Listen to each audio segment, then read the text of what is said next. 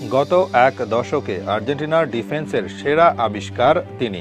যে ডিফেন্সের জন্য আর্জেন্টিনা অনেকদিন স্ট্রাগল করেছে, এখন সেই ডিফেন্স নিয়েই গর্ব করে আর্জেন্টাইনরা। এর অন্যতম প্রধান কারণ ক্রিশ্চিয়ান গ্যাব্রিয়েল রোমেরো, যার আরেক নাম কুতি রোমেরো। বিশ্ব চ্যাম্পিয়নের আক্রমণ ভাগে মেসি যদি সেরা হন, তাহলে ডিফেন্সের সেরা তারকা হবেন রোমেরো। বিশ্বকাপ ফাইনালেও তার পারফরম্যান্স ছিল দুর্দান্ত। মেসি থেকে শুরু করে অনেকেই তাকে ডাকে রোমেরো। এর পেছনে মজার গল্প রয়েছে। ছোটবেলায় রোমেরোর বোন তার নাম উচ্চারণ করতে পারতেন না, সেজন্য তিনি ডাকতেন কুতি বলে।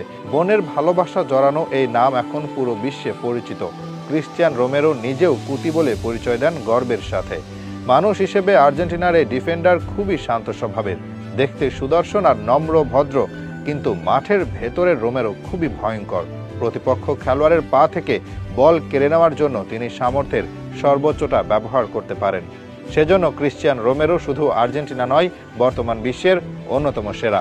সেন্টার ব্যাক পজিশনে বিশ্ব সেরাদের তালিকা হলে রোমেরো নিশ্চিতভাবেই থাকবেন। ডিফেন্ডার হিসেবে রোমেরোকে বলা হয় কমপ্লিট প্যাকেজ। প্রতিপক্ষ স্ট্রাইকারদের মুভমেন্ট তিনি বুঝতে পারেন আগে থেকে, সেই অনুযায়ী দ্রুত বল কেড়ে নেওয়াতেও দক্ষ। শারীরিকভাবে রোমেরো বেশ শক্তিশালী, যা তাকে ওয়ান অন ওয়ান লড়াইয়ে এগিয়ে রাখে। এছাড়া তার হেড করার ক্ষমতাও অসাধারণ।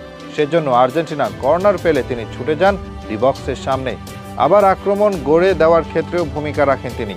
আধুনিক ফুটবলে ডিফেন্ডারদের শুধু রক্ষণ সামলানো যথেষ্ট নয়, তাদের বল নিয়েও খেলতে জানতে হয়। রোমেরো সেই তালিকায় ভালোভাবে আছেন। সুযোগ বুঝে তিনি ডিফেন্সের বল নিয়ে সামনের দিকে এগিয়ে যেতে পারেন, যা আর্জেন্টিনাকে আক্রমণ তৈরি করতে সাহায্য করে। এমন দক্ষতার কারণেও ক্রিশ্চিয়ান রোমেরো বিশ্বের অন্যতম সেরা সেন্টার ব্যাক।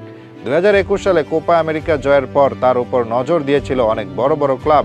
শেষ পর্যন্ত তাকে দলে ভিড়িয়েছে ইংলিশ ক্লাব টটেনহাম। রোমেরোর জন্য তারা খরচ করেছিল $52 মিলিয়ন। একজন ডিফেন্ডারের জন্য এই পরিমাণ অর্থ অনেক বেশি। যদিও ক্রিশ্চিয়ান রোমেরোর সেরা হয়ে ওঠা এতটাও সহজ ছিল না। একসময় তিনি খেলা ছেড়ে দেওয়ারও সিদ্ধান্ত নিয়েছিলেন। 2016 সালে বেলগ্রানার হয়ে ক্যারিয়ার শুরু করেছিলেন রোমেরো। এই ক্লাবের কর্তাদের ব্যবহারে তার জীবন অতিষ্ঠ হয়ে গিয়েছিল। ভেবেছিলেন খেলায় ছেড়ে দেবেন।